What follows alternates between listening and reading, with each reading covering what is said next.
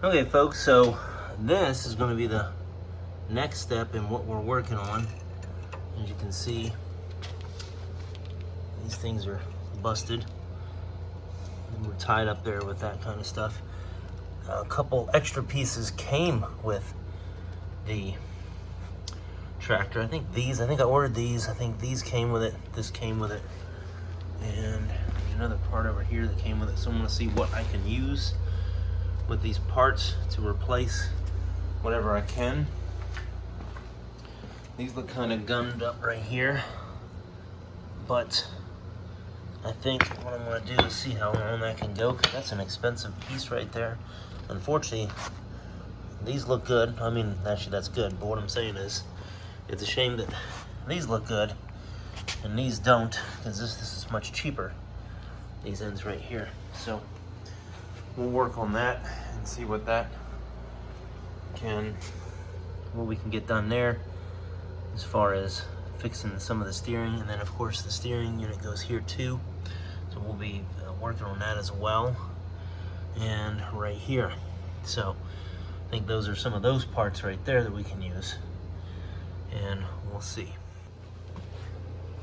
All right folks, so I have these are reverse threads. So they go on the end of, oh, I already took it off. They go on the inside edge of the steering tie rods that connect to the center plate. Okay, I'm actually taking these out too, because I figure while I'm into this, still waiting for the wheels, I will go ahead and take out the spindles, clean them up, re-grease them, which is what I've done with this one. It's sitting over there. I sanded it down and painted it just a little bit with some rust reformer, and nothing super special, just try to get a little bit of paint on it. And that's what I'm going to try to do with this too. They put that, I don't know, whatever galvanized paint junk on there, and it's actually pretty crummy, but I'm not going to replace all these things because they don't sell them anymore and it just seems to be unnecessary. So I'll be installing these. I need to put this back. This goes to like here, or like here, whatever. It goes to right there.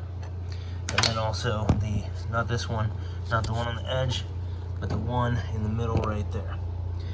Now, the other thing I'm gonna do is I'm gonna get parts for this, because I bet it's not supposed to be that loose. And if you see in there, I don't know if you can see in here, hold on. As you can see in there, that's pretty loose. So it's not supposed to be that way. So we're gonna go ahead and take care of that too. So I may replace this thing too. It's not much to replace. See that? That actually is pretty solid. So I'm probably not gonna replace anything with that. And I'm not gonna replace those tie rods either yet. At some point in time I might have to.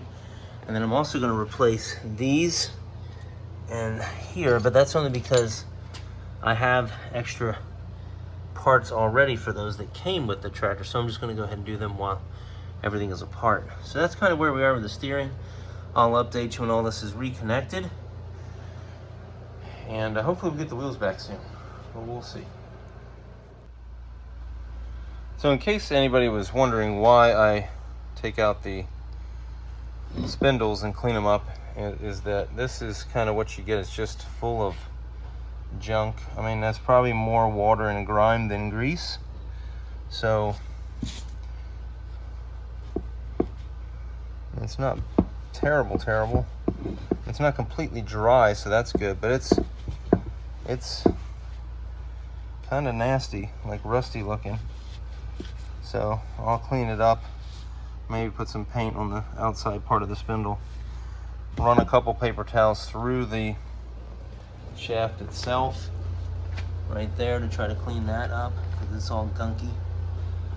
This one kind of just slipped out about halfway, which I thought was pretty cool. It means probably there's some decent grease in there, but then it stopped, had to be pushed the rest of the way. This had to be pushed the whole way, but neither one was really stuck real tight. So I think that's probably good, because some of them you know, depending on how old they are and what kind of care they've had, you're just pounding away to try to get them out, which is generally not good. So I noticed earlier that the other side of this plate is wet, and as you can see right there, that thing is dripping from the rod going into the cylinder. So I'm probably going to have to replace that. Will amount to the whole front end replacement from here, this thingamajig, all the way back or all the way forward for all the tie rod ends, and now the cylinder, and then everything in this dealie right here, which is all loose. I have the parts in for that.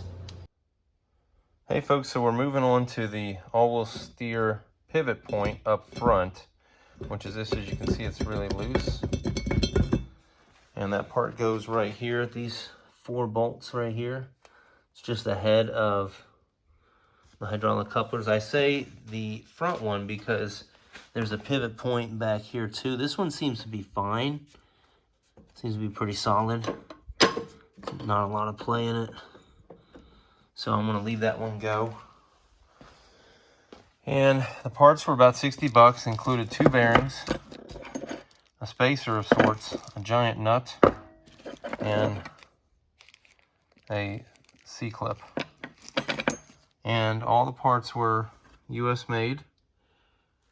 Technically the bolt came by itself, so I don't know if this one's US or not, but in any case, everything else was. So that's pretty cool. So hopefully this will be pretty easy to just take this out. Looks like the C-clamp is in there, plus the bolt. And then I guess I'll figure out how everything goes in there. And hopefully it'll be a lot tighter than that.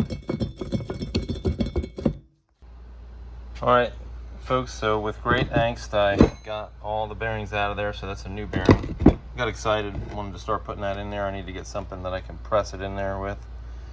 But this is what the old bearings look like once they finally came out. I thought I had busted part of the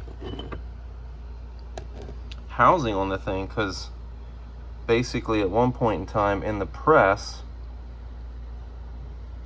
the bearing exploded, and here's the inner part of the bearing. I don't know if that's an inner race or it's called something different. That's the spacer, and these are the seal covers, like the part that, you know, the red part right there. And this was the other one that actually busted off completely, which I'm not sure. These pieces go to this one, and they're sharp. And then the ball bearings are, I'm not sure they're all together round anymore, but it's pretty crazy. So I'll get these the bearing in there, and then a spacer, and then a second bearing, and then this clip, and then the nut goes on after this gets driven through. And that should be, you know, pretty good, you know, pretty good made up there. Well, we'll get that squared away. Anyway, so that's where we are right now. Okay, folks, so we have the new cylinder installed right there. We have these installed tightly now. They're completely together. And might have to make some adjustments on that, but I'm not sure about the alignment. I think it'll be fine right now. This was a little bit of a bugger to get in. I'm hoping that that holds up, or I don't need a new fitting or a hose. That is a new cylinder. That other cylinder just leaked like crazy, and even with it not being on. So I need to put more of the steering mechanism in that hole, and that is this part right here. And that will attach to, I believe, hold on, let's see, this goes, yeah, that'll attach to the front part, which is this right here. And then after that, I think my only holdup will be this long piece that goes from here all the way to back here. And I need to I need to figure out how to, I put that's a new piece on, and then this piece won't work because this is a left-hand thread, so I need to take that out. It's all chewed up, as you can see here. So I will replace that, and that should be the last thing I replace, but I got to get that out. So I might need to buy a bench vise, and also one of these, but left-hand thread. So, but this is ready to go in. All that's ready to go together. That's ready to go in. You can tell this has been completely refinished there. There's no, oh, hold on.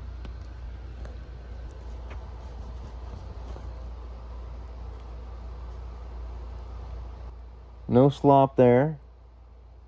See, no slop there. Just nice and tight. So that goes on the inside, and then that rotates these two components right there. All right, folks, so the last thing I'm replacing is all the stuff in there. And that should be basically all of that stuff right there. So I'll have to lay out these part numbers for you at some point in time. There's two spacers. Those are expensive, cheap.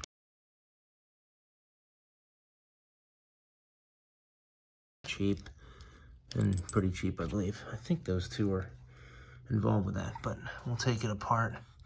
So I'm going to try to leave this thing basically here, or just drop it down. I'm hoping I don't need to like disassemble any other parts over here. I should have done this when I had more of it apart, but I didn't. I don't think I had the parts then. I was trying to avoid it, but it's pretty, if I moved it around, if I probably have done that before, and it's actually pretty loose. So as you can tell, I didn't have to take the plate off. However, the major downside to that was I did have to take off the axle. So, and this probably, I should have figured this out anyways, but that thing has, both of those bushings have to be pressed through there, which is why it's on the cheapo China Freight 12-ton shop press. So anyway, we'll get that going. That was no fun. And you do have to, all I did was take off the snap rings here, but I did have to take off the power steering cylinder, its attachment to the axle. Now, all right, folks, so as you can see, I tried to reassemble everything with everything connected, the tie rods and everything, so that I thought was going to be too much binding in one location or another, so I decided to unhook the tie rods right there and right there, so they're just dangling right here and way over there. And then I was able to get the center of the steering bracket thing aligned correctly. I went ahead and greased it quite a bit, and then used the jack to kind of gently squeeze it up in there. I didn't want to force it because I didn't want it to scrape on the new bushings or anything, but I did want to use the jack for that if I could wiggle it up there. So now I just need to put on those three things and then rehook the tie rods, and then that's the whole steering situation on the front is squared away then. All right, so I don't know if you can really tell, but there's no play in this thing anymore. All right, folks, that pretty much wraps up the all-wheel steering service and replacement video here, where we did this front part right there. We did the part that this attaches to. There's another pivot point back here that we let go. It wasn't an issue, but we did replace all the tie rod ends, ball joints and stuff. I think I still have this one to replace, but the one on the rear of that one was replaced as well. We also unfortunately had to replace the very leaky cylinder, which made this project very expensive, but none of the hoses leak, so that's good. And that pretty much wraps it up. I suspect that steering will be very tight now, in a good way, and it'll still steer with very little slop. So if you liked the video, if you found it helpful, hit the like button. I'd appreciate that. That would help the channel out. And If you wanted to see more videos about the John Deere garden tractors like I have here, and that's the 316, it's coming along, or the John Deere 1 Series, you can hit the subscribe button as well. I appreciate you watching. Thanks, and until next time, have a good day. Bye.